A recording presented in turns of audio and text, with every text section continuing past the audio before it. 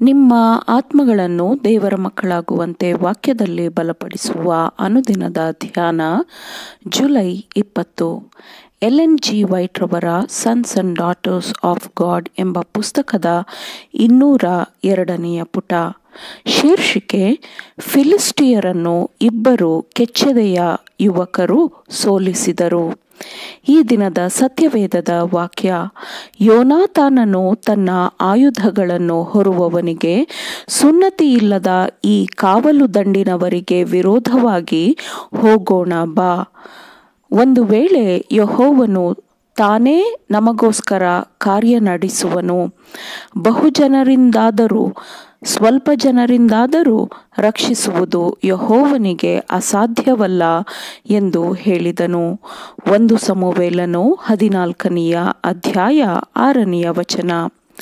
ಸೌಲನ ಮಗನಾದ ಯೋನಾತಾನನಲ್ಲಿ ದೇವರು ಒಬ್ಬ ಪರಿಶುದ್ಧವಾದ ನಿಷ್ಠೆಯುಳ್ಳ ಮನುಷ್ಯನನ್ನು ಕಂಡನು.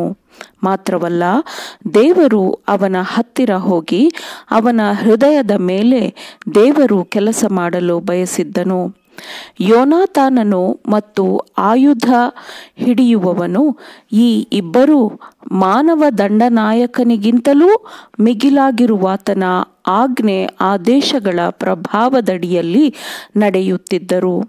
ಹೊರನೋಟಕ್ಕೆ ಅವರ ಸಾಹಸವು ದುಡುಕಿನಿಂದ ತೆಗೆದುಕೊಂಡ ನಿರ್ಧಾರದಂತಿತ್ತು ಮತ್ತು ಸೇನೆಯ ಎಲ್ಲಾ ನಿಯಮಗಳಿಗೆ ವಿರುದ್ಧವಾಗಿದೆ ಎಂದು ತೋರುತ್ತಿತ್ತು.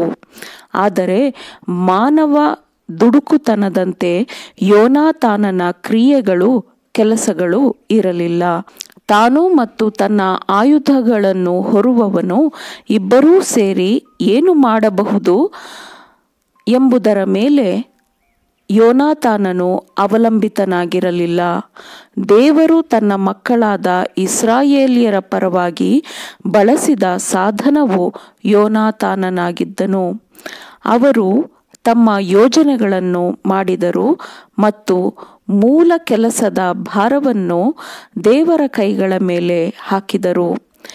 ಫಿಲಿಸ್ಟಿಯರ ಸೈನ್ಯವು ಅವರಿಗೆ ಸವಾಲು ಹಾಕಿದರೆ ನಾವು ನಿಂತುಕೊಳ್ಳೋಣ, ಅವರು ಬನ್ನಿ ಎಂದು ಕರೆದರೆ ಮುಂದೆ ಮೇಲೆ ಹೋಗೋಣ ಎಂದು ಯೋನಾತಾನನು ಮತ್ತು ಅವನ ಆಯುಧ ಹಿಡಿಯುವವನು ಇಬ್ಬರೂ ದೇವರಲ್ಲಿ ಒಂದು ಗುರುತನ್ನು ಕೇಳಿದ್ದರು. ಸವಾಲು ಎದುರಾಗಿತ್ತು, ಗುರುತು ಕೊಡಲಾಗಿತ್ತು.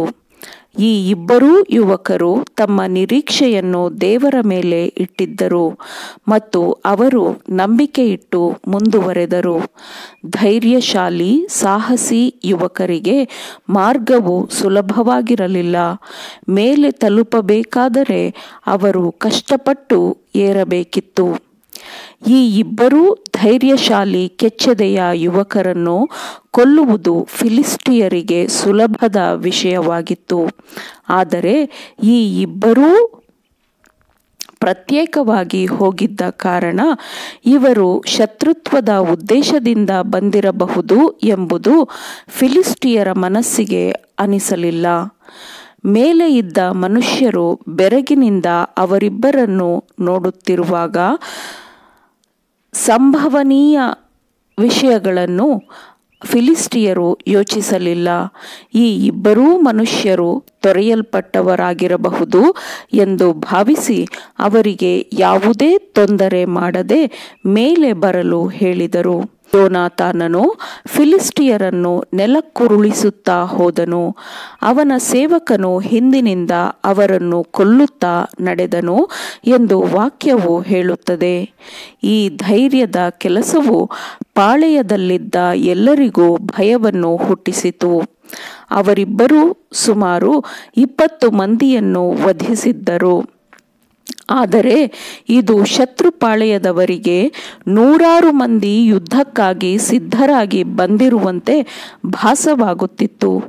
ಫಿಲಿಸ್ಟಿಯರಾದ ಶತ್ರು ಆತಿಥೇಯರಿಗೆ ಪರಲೋಕದ ಸೈನ್ಯವು ಪ್ರಕಟವಾಯಿತು. ಆಮೇನ್. ದೇವರ ವಾಕ್ಯಗಳನ್ನು ಶ್ರದ್ಧೆಯಿಂದ ಆಲಿಸುವವರು ಪಾಲಿಸುವವರು ಆಗಬೇಕೆಂದು ನಿಮ್ಮನ್ನು ಉತ್ತೇಜಿಸುತ್ತೇನೆ. ಪರಿಶುದ್ಧಾತ್ಮನ ಸಹಾಯದಿಂದ ಆಲಿಸಿದ ನಿಮ್ಮೆಲ್ಲರಿಗೂ ಧನ್ಯವಾದಗಳು. ಮತ್ತೆ ದೈನಂದಿನ ಧ್ಯಾನಕ್ಕಾಗಿ ನಾಳೆ ಸಂಧಿಸೋಣ. ಆಮೇನ್.